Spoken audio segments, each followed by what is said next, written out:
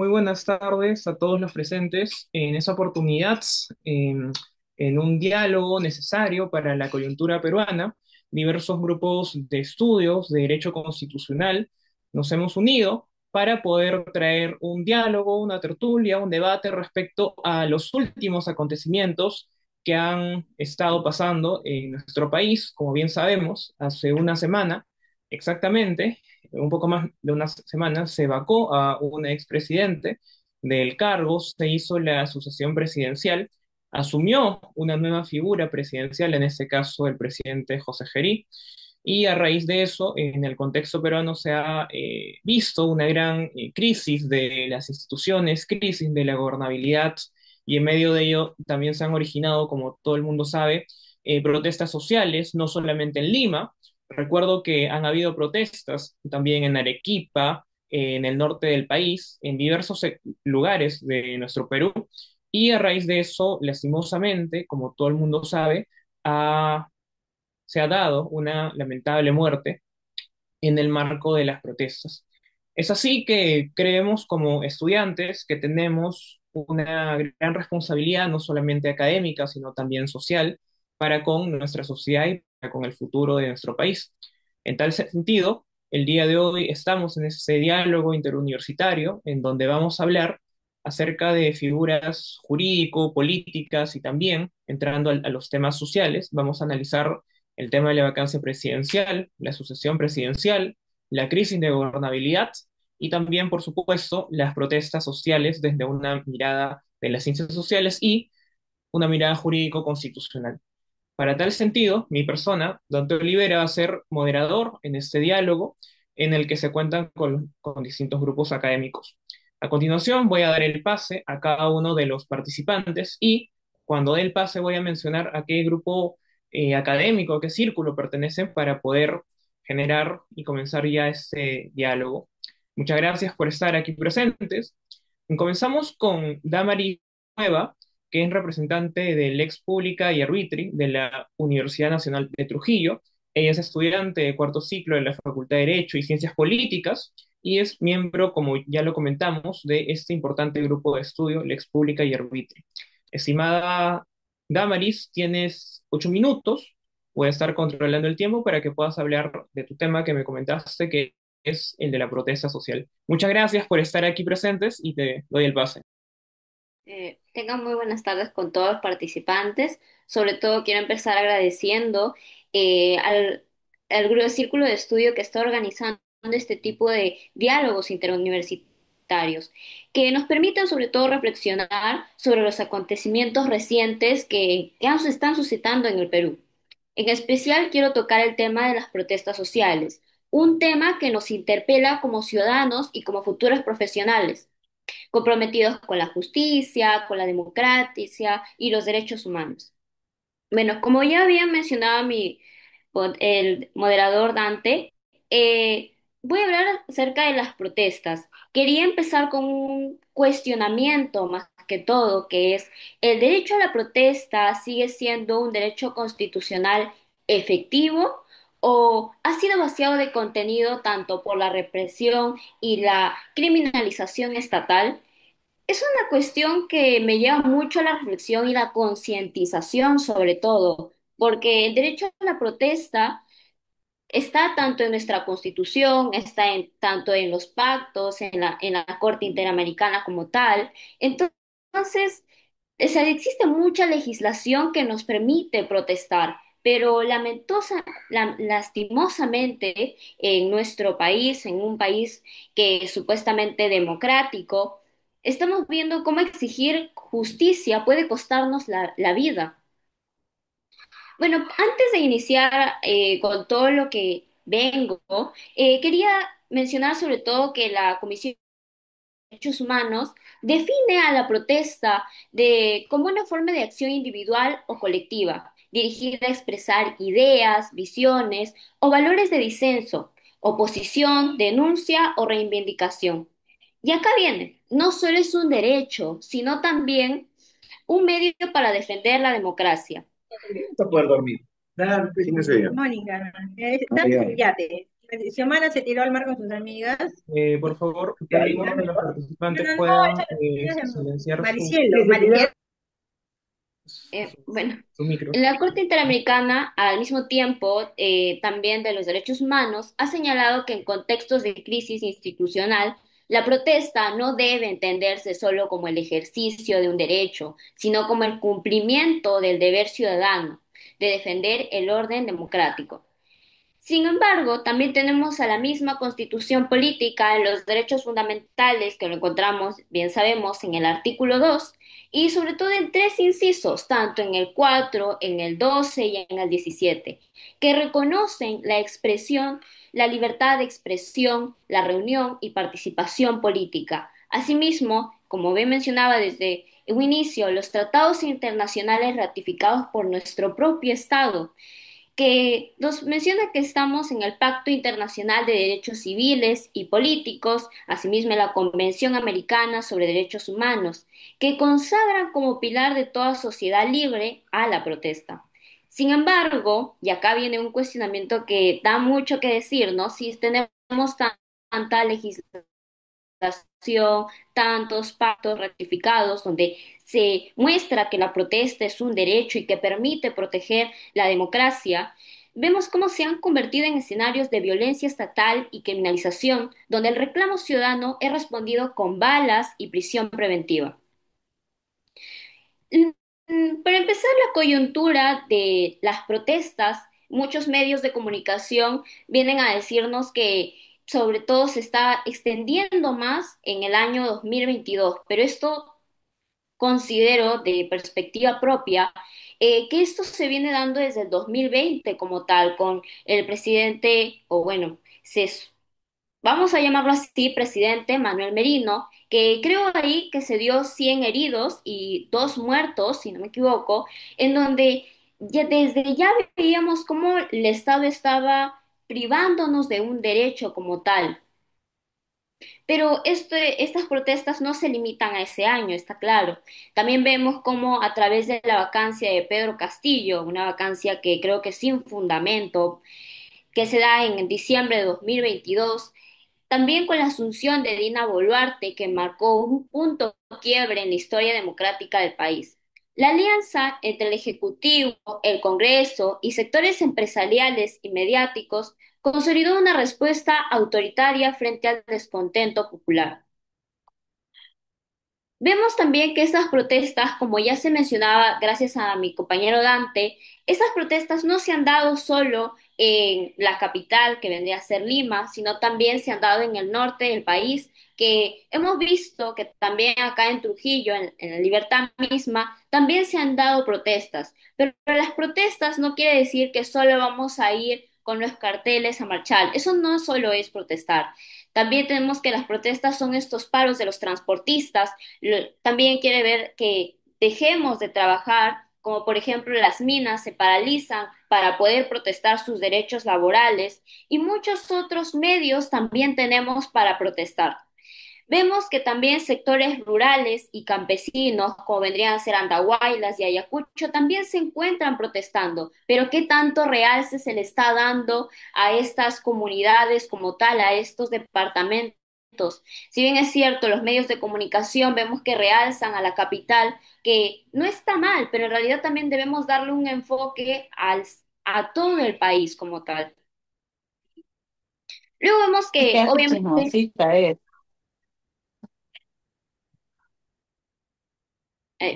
bueno, vemos que también no hace mucho, que es el 15 de octubre, hace 3 días aproximadamente, hemos visto cómo se han suscitado también más de 78 policías heridos, también vemos que hay un montón de ciudadanos, se aproxima que hay 168 ciudadanos heridos y un muerto que vendría a ser Mauricio Ruizán, de 32 años, un joven que se fue a protestar y sobre todo a buscar una vida digna, donde en lugar de protestar un derecho resultó muerto. Entonces, estamos viendo que este derecho como tal sigue siendo reprimido y en lugar de ser un mecanismo de consolidación de nuestra democracia, está siendo un mecanismo preferido, la represión por el poder político, para gestionar el conflicto social. Vemos que así se desestabiliza tanto la democracia, se debilita la confianza ciudadana en las instituciones al mismo tiempo. Y como punto de reflexión, quisiera hacer un hincapié que la protesta no puede seguir tratándose como una amenaza. Es un instrumento legítimo de participación ciudadana. Es una forma de diálogo social que debe ser protegida por el Estado. El uso de la fuerza por parte de la Policía Nacional establece que su empleo debe ser proporcional, razonable y excepcional. Sin embargo, los hechos demuestran que estas normas son sistemáticamente ignoradas, porque si bien es cierto, la Policía Nacional también tiene un reglamento y que debería seguir, que es proporcional, razonable y excepcional en este tipo de acontecimientos como son las protestas. Ya por último, quiero hacer hincapié que el Estado ha olvidado que la protesta no destruye la democracia, la revive. Cada joven, madre, campesino que sale a las calles no debe buscar derrocar un gobierno, sino reclamar un país más justo, menos desigual y verdaderamente representativo. Muchas gracias. Muchas gracias a ti, estimada Damaris. He tomado aquí apunte de los comentarios que has hecho para luego al final dar también una observación. Muchas gracias. Entonces, ahí para recordarle al público que se ha colocado una pequeña encuesta, dado que hemos tenido algo de tres vacancias, aquí Chocano me corregirá en los últimos 5 años, en cuanto al presidente de la República. Y justamente haciendo alusión a mi querido amigo, ahora le doy pase a Eduardo Chocano, representante de GEDECO, Grupo de Estudio de Derecho Constitucional de la Vía Real. Él es bachiller en Derecho por la Universidad de Lima, maestrante en Gestión Pública y Buen Gobierno por la Universidad de San Martín de Porres y labora actualmente en el Colegio de Abogados de Lima en la Dirección de Defensa Gremial. Él nos va a hablar acerca del tema de la sucesión El presidencial. presidencialismo atenuado y vinculado con Estimado la Chocano, República Presidencial de Perú. Como sabemos, nuestros si pueden, por favor, guardar silencio a los demás participantes. Tienes 8 minutos y nada, un gusto. A ver, muchas gracias, mi hermano. Y bueno, como bien comentó el anterior ponente, es una situación que permite tratar muchos temas, en realidad. Permite, por ejemplo, lo que es la vacancia por incapacidad moral, es un tema de reflexionar. Otro también lo del tema del derecho a la protesta, otro tema de reflexión. Tal vez puede ser la separación de poderes, o en qué tanto nos encontramos en un presidencialismo atenuado, justo como sonó en el micrófono que se prendió hace un momento de forma intempestiva. Pero por mi lado, yo voy a hablar de otro tema que la verdad no está tratado y siento que merece al menos los minutos que tengo, que es la sucesión presidencial. Para ello me voy a remitir, y creo que va a ser la única cita que voy a hacer, al artículo 115 de la Constitución, nuestra norma suprema. Por el impedimento temporal o permanente del presidente de la República, asume sus funciones el primer vicepresidente, en defecto de este, el segundo vicepresidente, por impedimento de ambos, el presidente del Congreso. El impedimento es permanente, el presidente del Congreso convoca de inmediato elecciones. Hasta acá voy a quedarme en la lectura. Y es algo interesante si nos damos cuenta de que ya nuestra propia constitución como que está preparada a que vaquen a un presidente o a que le pase algo al presidente. Porque dice, si está el presidente y le pasa algo a él, tenemos una opción. Si le pasa algo a esta opción, tenemos otra opción. Y si le pasa algo a esta tercera opción, pues tenemos la cuarta opción. Es decir, es como que la constitución ya conoce nuestra historia. Porque se sabe que venimos de un país conflictivo, que muchas de nuestras constituciones en realidad, más que nacer de un momento constituyente, nacen de un acto militarizado, nacen de una búsqueda de consolidación de un nuevo gobierno. Entonces, como que brinda múltiples alternativas para que siempre haya un mandatario a la cabeza, ¿no? Para que siempre haya alguien que haya sido electo. Porque al fin y al cabo, nosotros en qué vivimos? En una democracia representativa. En este modelo las personas vamos, cumplimos el deber cívico electoral de elegir a alguien que nos represente, tanto en el poder ejecutivo, sea el presidente, con sus vicepresidentes, porque ojo, no es que votes solo por el presidente, votas por todos los que lo acompañan. Votas por su primer vicepresidente como segundo vicepresidente, como también votas por sus congresistas. También tú eliges a los congresistas que lo acompañan, o en esta oportunidad y lo que se viene, a los diputados y senadores. ¿Y por qué resalto esa lógica? Porque ha pasado últimamente, ya pasó con Manuel Medino, y ya pasó, bueno, está pasando más bien con el actual presidente de la República y presidente del Congreso, Gedí. Tienen una gran falta de legitimidad. Manuel Medino, ¿qué aconteció? 5 días de gobierno, no tuvo el respaldo popular, consecuencia principalmente del gran respaldo popular que se tenía a Vizcarra en realidad. ¿Y esto qué ocasionó? Que renunciase y tuviese que convocar a una nueva mesa. La nueva mesa logró estabilidad y pudo hacer gobierno. Por el ABGD que estamos observando, y como se vio fuertemente en la marcha, hay un gran pedido popular de su retiro, asimismo. Una gran cantidad de la población quiere su retiro y el ingreso a una nueva mesa, que finalmente asuma lo que es el gobierno. Y este es el punto exactamente que quiero reflexionar. Y es que al fin y al cabo uno los eligió. No es que los gobernantes, los congresistas, el presidente y sus vicepresidentes llegasen de forma intempestiva. Ingresaron con un voto popular. Y claro, eso es muy interesante porque se escucha frecuentemente la frase de yo no te elegí. Pero siento que eso nos permite reflexionar, y más aún en la coyuntura que nos encontramos, que se viene una próxima elección presidencial. Y también me permite ahondar un poco en un tema, que mucha gente dice elecciones ya, adelanto elecciones. Porque claro, con la situación actual que viene, y que no hay una legitimidad como tal de los gobernantes de turno, tanto en el Parlamento como en el Ejecutivo, se pide elecciones ya.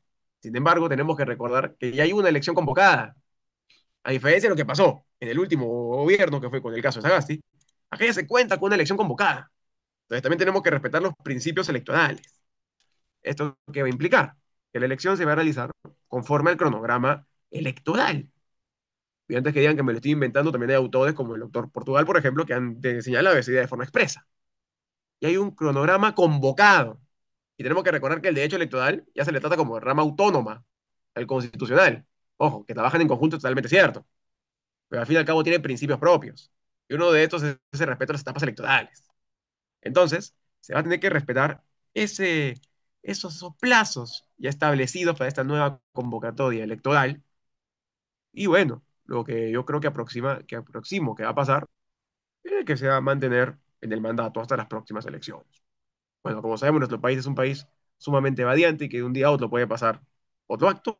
Yo considero que es lo que va a terminar aconteciendo, que se va a mantener hasta las próximas elecciones presidenciales, donde tendremos a nuevos mandatarios y tocará observar quién será nuestro próximo presidente de la República y también sus vicepresidentes para ver si se termina aconteciendo o no otra próxima sucesión presidencial.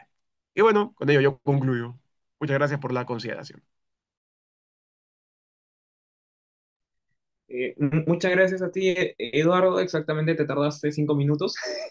Eh, gracias por la brevedad y la practicidad en cuanto a tu intervención.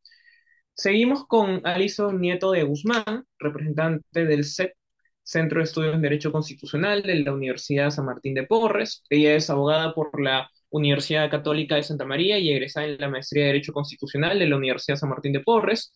Actualmente trabaja en el área constitucional de la Procuraduría del Poder Judicial. Asimismo cuenta con experiencia laboral en la Defensoría del Pueblo, Ministerio Público y Procuraduría Supranacional, desempeñando funciones en defensa de los derechos fundamentales. Estimada Alison, te doy el pase por 8 minutos. Muchas gracias por estar aquí presente. Muchas gracias, Dante. En realidad soy Alison Niño de Guzmán, dijiste nieto de Guzmán.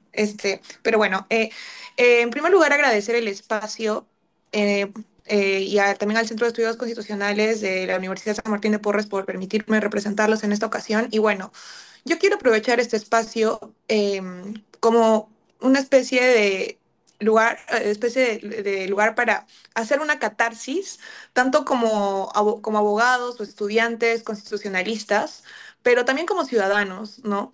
Porque eh, recordemos que, o sea, yo lo veo como, hay como una especie de problema tras problema, porque si de por sí ya es lo que vemos todos los días respecto a la alta tasa de criminalidad y diferente tipo de problemáticas que no pueden ser mejoradas por las negligencias estatales, y que como ciudadanos queramos expresar nuestra disconformidad frente a tales omisiones por parte del Estado, es como que ese es el problema, pero luego viene el otro problema en el que no se nos permite expresarnos, ¿no?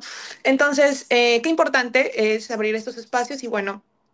Yo quisiera hablar sobre la vulneración al derecho a la protesta en el sentido de que, como lo mencionaba la primera ponente, el derecho a la protesta está regulado, ¿no? Constitucionalmente, legalmente. Aproximadamente en el Tribunal Constitucional ha fallado en 5 casos, al menos, sobre esta temática. Es más, lo ha declarado un derecho fundamental, ha establecido las pautas, ha reconocido que ha habido vulneración al derecho a la libertad de expresión, entre otros, que no hubo proporcionalidad por parte de la PNP, por ejemplo, en el caso de la que se dio en la Universidad Nacional Mayor de San Marcos, y no aprendimos nada, ¿no? No se aprendió nada. Eh, y también existen decretos legislativos, ¿no? Son dos. El decreto legislativo 1186 y el 1095. Entonces, el problema no es técnico normativo, ¿no? El problema definitivamente es ejecutivo. Y aquí yo quiero mencionar una opinión frente también a los debates que se han dado en el Congreso de la República cuando se estaba votando la moción de censura de la mesa directiva de Yeri tras la protesta. Y yo les invito a escuchar también estos debates, estas deliberaciones, porque considero que la criminalización del derecho a la protesta y en sí la vulneración de este empieza desde ahí, ¿no? ¿Por qué? Porque hay una criminalización totalmente manifiesta, ¿no? Em, el hecho de alzar la voz prácticamente para estas personas que tienen el poder actualmente, pues te hace un terruco, te convierte en un vándalo, en un criminal. Y cuán importante es aprender a reconocer que como lo digo, o sea, pienso que es una vulneración, porque es decir, o sea, yo incluso también considero que hay como una especie de disonancia cognitiva, de disociación de estas autoridades al momento de expresar este tipo de comentarios que, o sea, la libertad de expresión existe y cada uno tiene derecho a pensar diferente, a tener posturas diferentes, por las ideologías políticas, etcétera. Pero el promover incluso este tipo de pensamiento se me hace peligrosísimo para la democracia, peligrosísimo eh, para quienes salen a protestar y eh, como vemos, ¿no? ¿Cuáles son los resultados? La muerte, lamentablemente, de las personas. Entonces, sí hago ese llamado a la reflexión para que estemos más atentos, no solo a lo que pasa después del problema, no solo a lo que pasa cuando ya se ha comprobado que ha fallecido una persona una persona por responsabilidad por la falta de responsabilidad de la Policía Nacional del Perú, incluso, o sea, se ha comprobado que ha sido un miembro de esta institución, ¿no? Pero, o sea, más allá de eso, veamos qué pasa antes, ¿no? Que, y bueno, eh, eso por un lado, y hacer un llamado a la reflexión también para involucrarnos más, porque si es que nosotros no nos involucramos de una manera activa, constante, consciente, las personas que actualmente están y que lamentablemente no están de alguna manera preparadas, considero, ¿no? Capacitadas, van a seguir ahí. Se está perpetuando este estado de falta de legitimidad, se está perpetuando estas vulneraciones sistemáticas, es muy preocupante y de verdad, más que nunca tenemos que estar atentos y activos para realizar votaciones y elecciones conscientes, ¿no? Bueno, eso sería todo por mi parte. Muchas gracias. Muchas gracias, estimada Alison, y discúlpame por confundirme con tu apellido, si no me equivoco, ¿no? Que era Niño de Guzmán. Muchas gracias por la participación.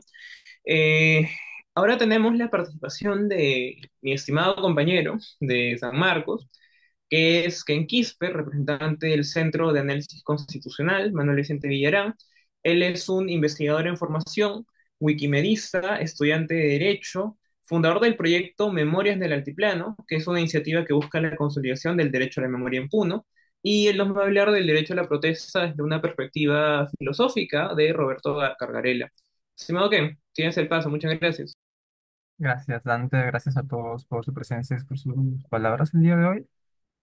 Primero quiero agradecer a los organizadores por la realización de este evento. Yo sé que no es nada sencillo ni simple poder reunir tanta gente y hacer todas estas cuestiones administrativas, ¿no? Para armar todo ese tipo de eventos, ¿no? Pero en fin, sí, yo iba a hablar al respecto sobre qué es exactamente el derecho a la protesta, breves apuntes sobre el derecho a protesta en Perú.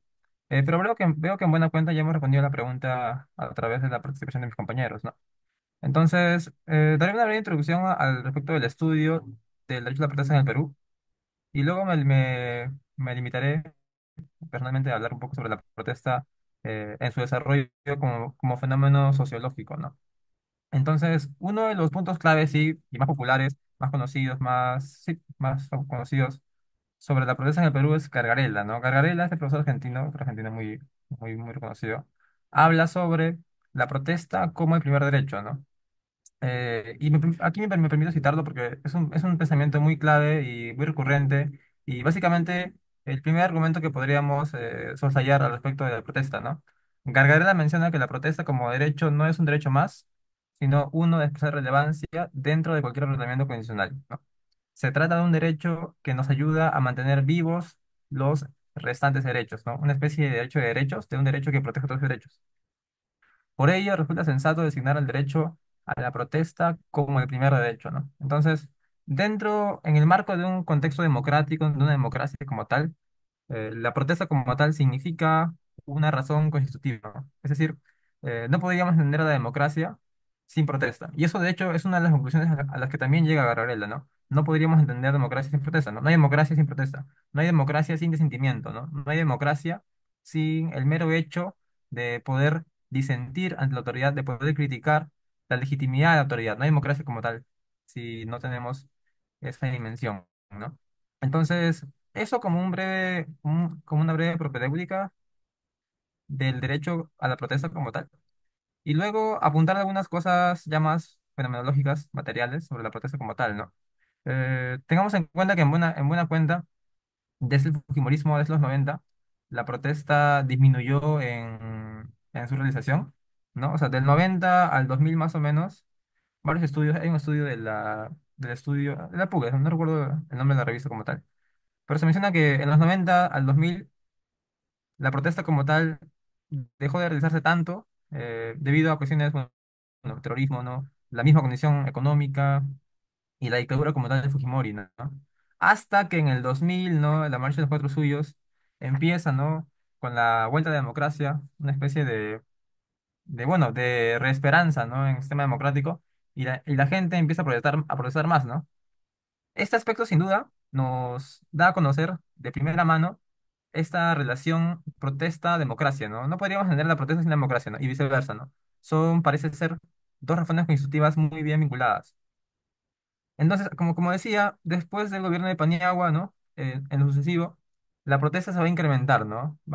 Pueden revisar los números, ¿no? De la Defensoría del Pueblo, va a aumentar en varias dimensiones con respecto a los 10 años anteriores, ¿no? Del 90 al 2000, ¿no? En los cuales la protesta era algo más limitado.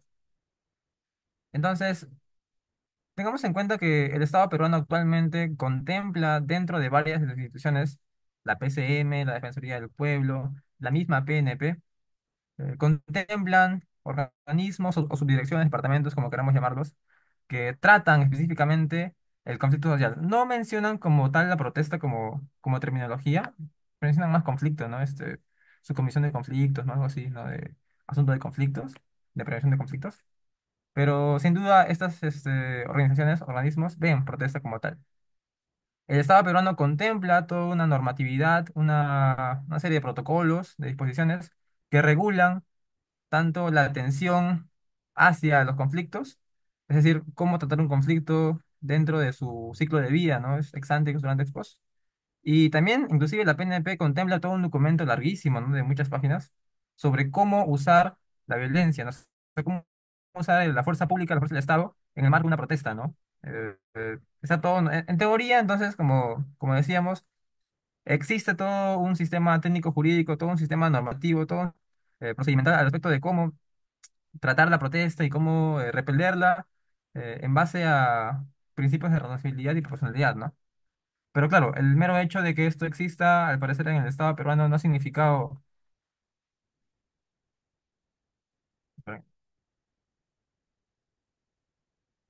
disculpa, se apagó mi compa.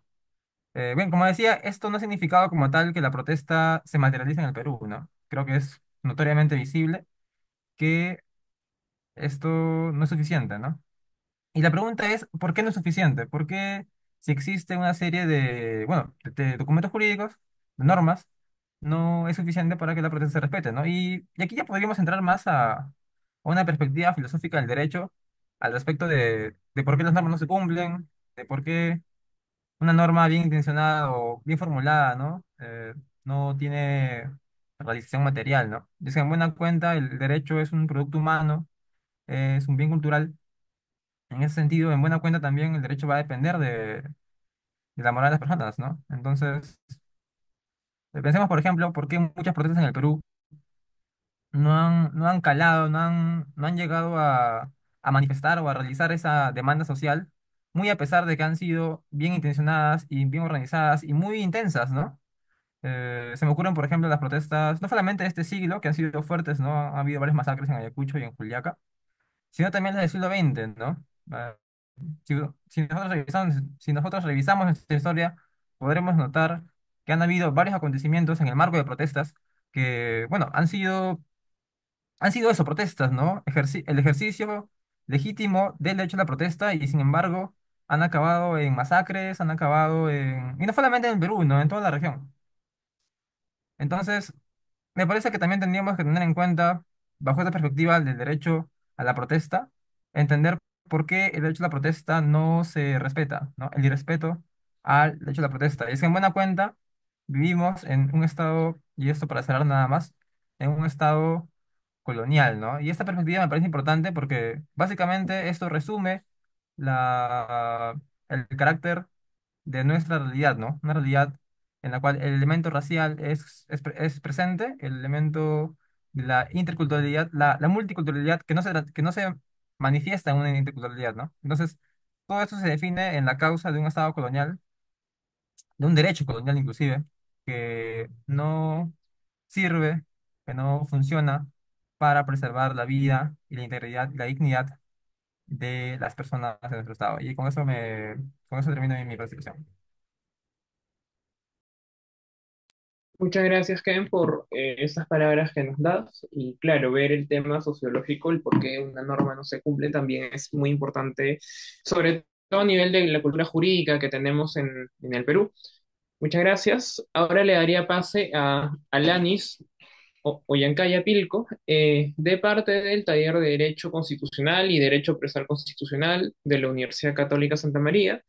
Ella es estudiante de tercer año, perteneciente al taller que menciono. Fue ponente en el segundo Congreso Juvenil de Derecho Ambiental el año pasado.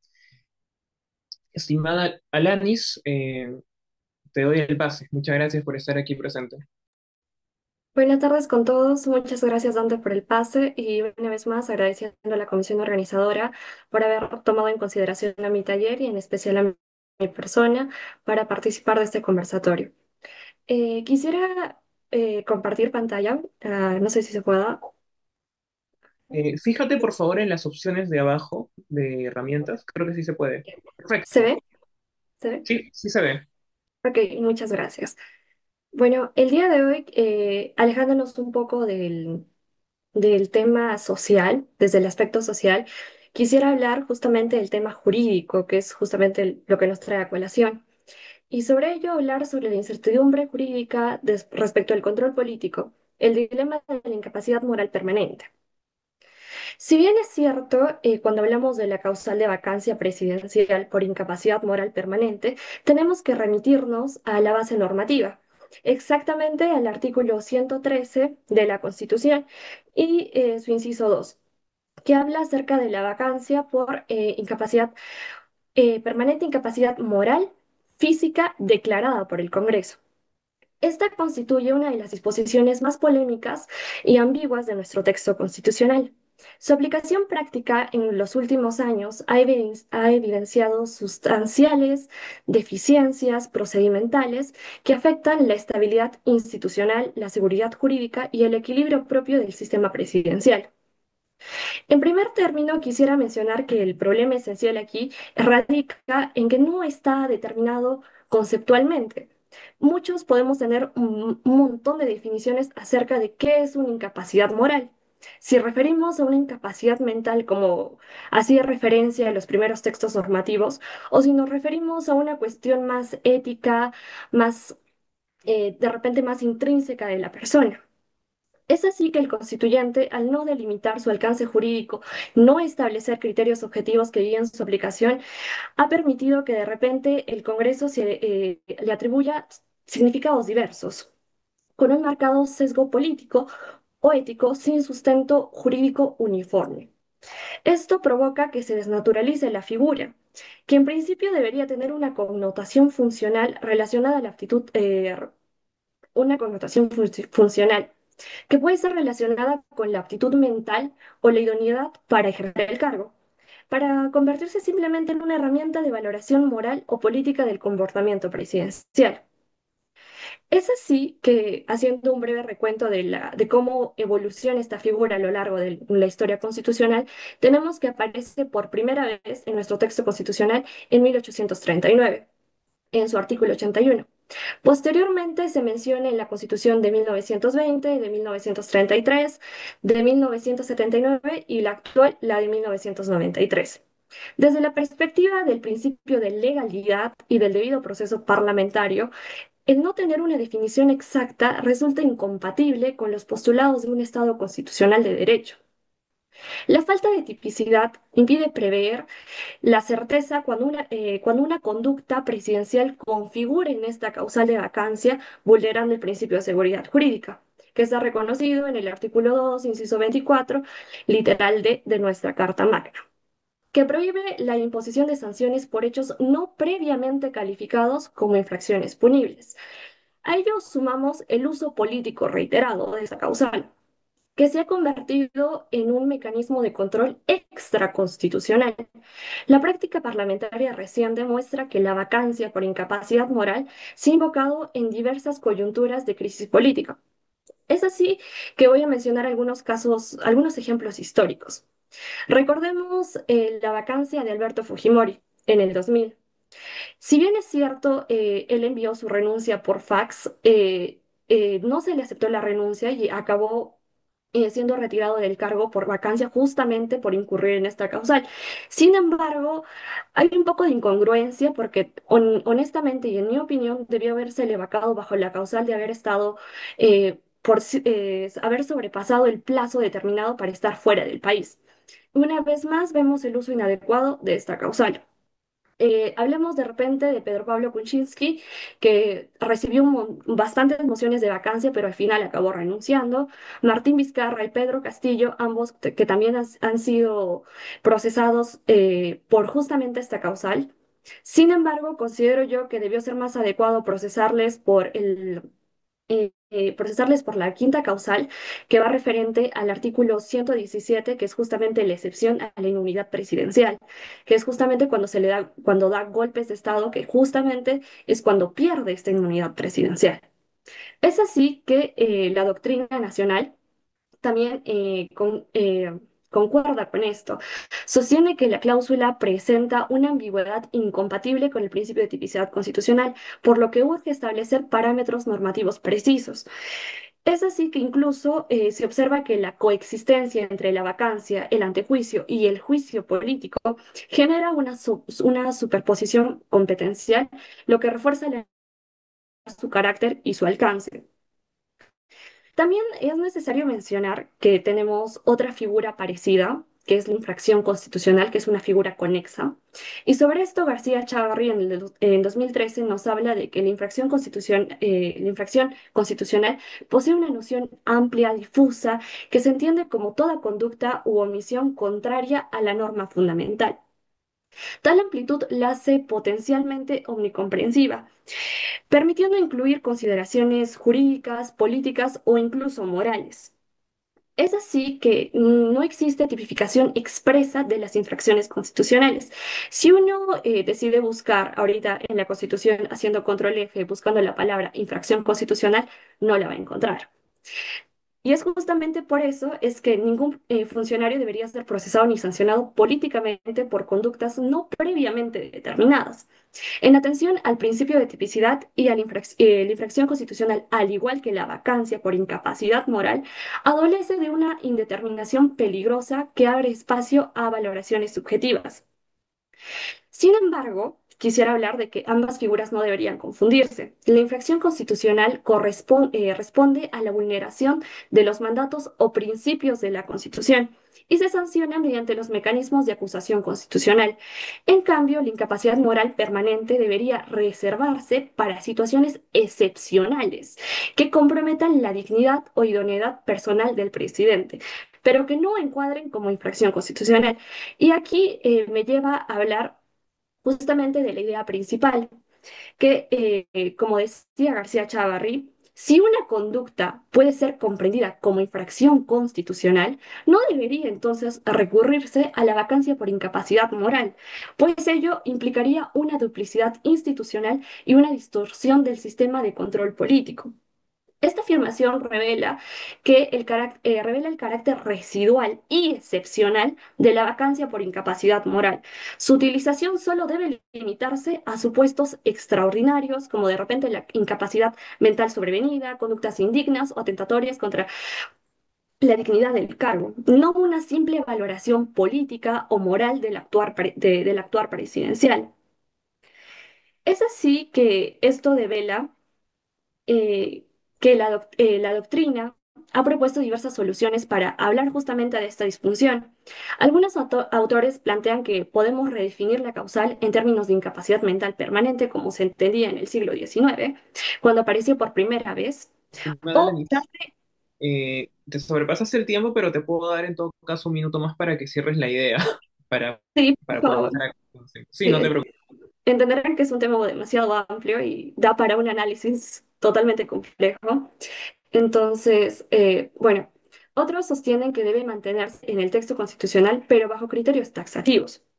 Es así que tomamos en cuenta, ¿no? De repente marcarlo, definirlo de una mejor manera en la Carta Magna, porque justamente esto es lo que prevalece, y solo así podrá evitarse la manipulación de esta figura por motivos coyunturales o partidarios. En definitiva, la vacancia por incapacidad moral permanente en su redacción actual y como se está aplicando en los últimos años es incompatible con los principios de legalidad, seguridad jurídica y la separación de poderes. Gracias. Al contrario, muchas gracias a ti. Es un tema, concuerdo también con el análisis que hace, ya lo voy a comentar en la parte pertinente. Muchas gracias por esta dilucidación que has hecho. Y por último, le voy a dar el pase a Daniela Quispe, representante del Grupo de Investigación de Derecho Constitucional. Ella es estudiante de Derecho y Ciencias Políticas de la Universidad Católica CES Sapientae y miembro de GIDECO.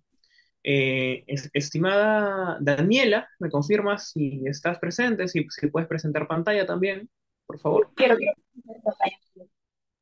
Sí, hay la opción de compartir pantalla. No sé si la tienes de por medio.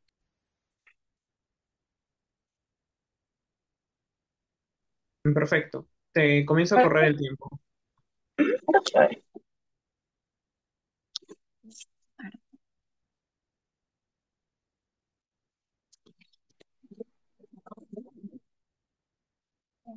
Ya, ahora sí. Bueno, antes que nada quisiera agradecerte a ti la invitación a nuestro grupo de estudios en persona.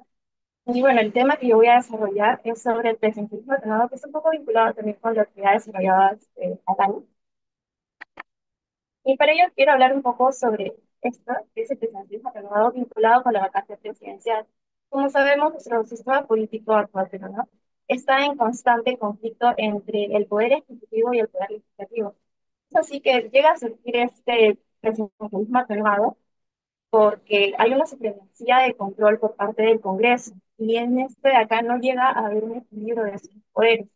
Es así que también se va a originar un dilema entre la moral, que puede estudiar un poco del artículo 113 de la Constitución Política, y también cómo se ve de manera subjetiva por parte del Congreso y hace que esta supremacía del Parlamento controle un poco o limite las funciones que tenga el presidente de la República.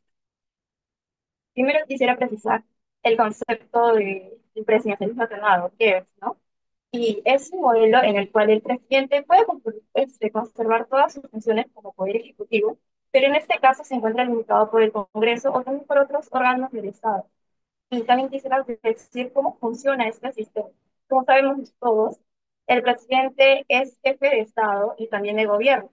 En referencia a jefe de Estado nos referimos a que es representante del Estado, es la figura que nos representa.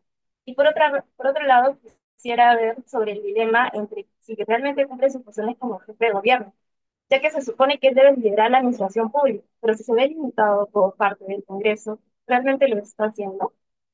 Y luego también se tiene el otro punto, que es el Congreso tiene mayores herramientas de control político, que se ven como el uso de los mecanismos institucionales, que luego voy a mencionar.